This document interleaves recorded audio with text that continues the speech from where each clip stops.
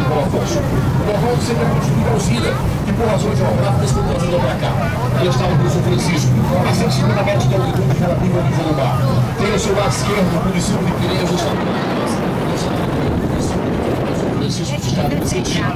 Vista, próximo da Atlântica, reta e 50 quilômetros.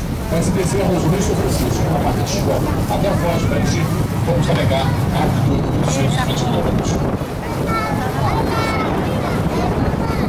Olha, para esses passageiros aqui do Convés Municipal,